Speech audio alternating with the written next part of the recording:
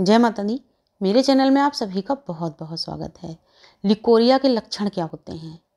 क्योंकि शुरुआती तौर पर ऐसा होता है कि काफ़ी दिन तक कभी कभी हमें पता ही नहीं चलता है कि हमें लिकोरिया या सफ़ेद पानी की बीमारी हुई है या हमारे साथ ऐसी दिक्कत हो रही है।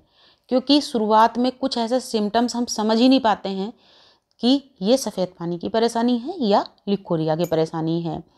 तो हम कैसे समझें कि हमें लिकोरिया हुआ है, हमें सफ़ेद पानी की प्रॉब्लम हो रही है, श्वेत प्रदर हो रहा है? इस चीज़ को हम कैसे समझें और अलर्ट हो जाएं और इसका हम कुछ ट्रीटमेंट शुरू कर दें। साथ ही हम अपने खान पान में थोड़ा संयम और परहेज भी बरतें।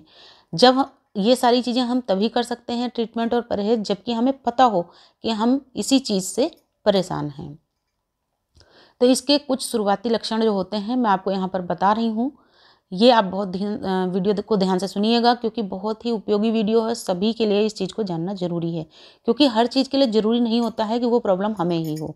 जब हमें किसी चीज़ की जानकारी होती है, तो अगर हमारे फैमिली में किसी को वो प्रॉब्लम हो गई है या हमारे परिचित में, हमारे मित्र समूह में किसी को भी अगर वो इस तरह की कोई दिक्कत होती है, तो हम उनके बहुत ज़्यादा मददगार साबित हो सकते हैं। लेकिन हमें भी उसकी पहले पूरी जानकारी होनी चाहिए। तो प्लीज़ वीडियो को पूरी सुनिएगा। इसके जो शुरुआती सिम्टम्स होते हैं, सबसे मेन चीज़ तो बहुत जल्दी आपको बाथरूम महसूस होता है। यानी आपको बहुत जल्दी महसूस होता है कि पेशाब आ रहा है। 5-5 मिनट में पेशाब आता है, और जबकि बहुत ज़्यादा होता नहीं है। आप जब जाते हैं थोड़ा सा पेशाब होता है, लेकिन 5-7 मिनट में ज़रूर आता है। ये सबसे मेन इसका लक्षण है। और ये लक्षण आपको जब शुरुआत में शुगर होता है, उन लोगों को भी इस तरह के सिम्टम्स दिखते हैं, ये यूरिन वाले।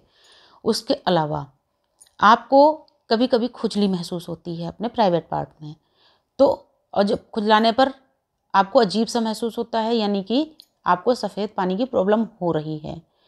आप जो कपड़े पहनते हैं, आपके कपड़ों का रंग खराब होना शुरू हो जाता है, या आप कपड़े धोते समय ध्यान दीजिए, अजीब सा उसका कोई रंग नहीं होता, ट्रांसपेरेंट टाइप का अजीब सा चिकना पदार्थ आपको लगा हुआ दिखता है।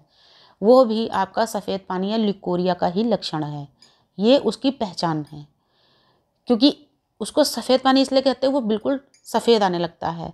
या उस कपड़े को अगर आप डाल देंगे तो वहाँ पर एक सफ़ेद पपड़ी सी जम जाती है, लेकिन शुरुआत में ऐसा नहीं होता है। शुरुआत में ये एकदम ट्रांसपेरेंट होता है, आपको समझ में ही नहीं आता है। अगर आपने जल्दीबाजी में कपड़े धो दिए, आपको पता ही नहीं चलेगा। धीरे धीरे करके जब कपड़ों का रंग खराब होना शुरू हो जाता है, तो हमें समझ में आने लगता है कि कुछ तो दिक्कत है। लेकिन तब भी हम काफ़ी दिनों तक समझ नहीं पाते हैं कि सफ़ेद पानी या लिकोरिया की परेशानी है। तो ये हो गया इसका दूसरा लक्षण। उसके तीसरा लक्षण हो गया ये। एक हो गई आपको बार बार बाथरूम आना, दूसरा खुजली, तीसरा ये ट्रांसपेरेंट तरल पदार्थ आना। चौथा इसका लक्षण ये है कि आपको थोड़ी थोड़ी देर में बहुत ज़्यादा गीलापन महसूस होता है, बहुत ज़्यादा गीलापन महसूस होता है, और आपको बार बार कपड़े चेंज करने को मन होता है, नहीं तो आपको उलझन होती है। और ख़ास करके ये रात में आपको प्रॉब्लम कई बार हो सकती है। यह भी इसका मेन और ख़ास लक्षण है। अगर इस तरह के कोई भी सिम्टम्स आपको दिखते हैं, आप समझ जाइए आपको सफ़ेद पानी या लिकोरिया की परेशानी शुरू हो गई है। तो शुरुआत में ही अगर इन लक्षणों पर आप ध्यान दे लेते हैं, आप समझ जाते हैं, तो बहुत जल्दी ही समय रहते आप इसका ट्रीटमेंट भी कर लेते हैं। अब इनमें हमें परहेज क्या करना, हालांकि मैं कई सारी वीडियोस दे चुकी हूँ, लेकिन अभी यहाँ पर भी आपको मैं बता देती हूँ परहेज और ट्रीटमेंट भी थोड़ा सा। तो इसके लिए परहेज में सबसे मेन चीज़ तो आप चावल मत खाइए।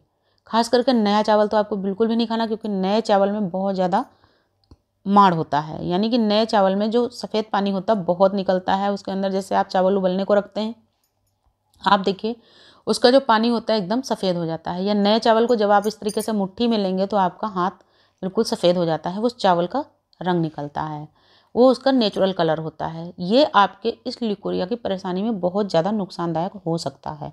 इसलिए आप बहुत ज़्यादा पानी में चावल उबलने के लिए रखिए। वो भी मैंने पहले ही कहा, नया चावल आपको बिल्कुल नहीं खाना है। जो काफ़ी पुराना चावल हो वो आपको खाना है, यानी कि उसको आप पहले मुट्ठी में दबा के देखिए, अगर मुट्ठी में उस चावल का रंग नहीं छूट रहा है तो यानी कि वो पुराना चावल है। उसके अलावा पुराना चावल एकदम चिपकता नहीं है, वो अलग अलग बनता है। तो उस चावल को आप पहले तो आधा घंटा पहले भिगो दीजिए, फिर हल्का सा मल के उसको 3-4 बार धो लीजिए पानी में, फिर ज़्यादा पानी में उबलने को रखिए और उसका पानी निकाल दीजिए। जब अधपका चावल हो जाएगा यानी थोड़ा सा दाना बचेगा, उस चावल के एक्स्ट्रा पानी को एकदम निकाल दीजिए। उसके बाद में उसको ढक के पका लीजिए।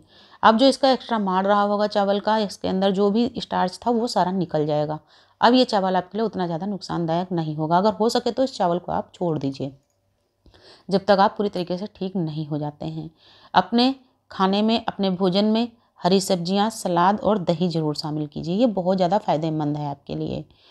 समय रहते इसका ट्रीटमेंट जरूर कीजिए। उसके लिए क्या करना है मैं आपको वीडियो की डिस्क्रिप्शन में उसका लिंक दे दूंगी उस वीडियो का। हालांकि फिटकरी से आप इस चीज़ को ठीक कर सकते हैं।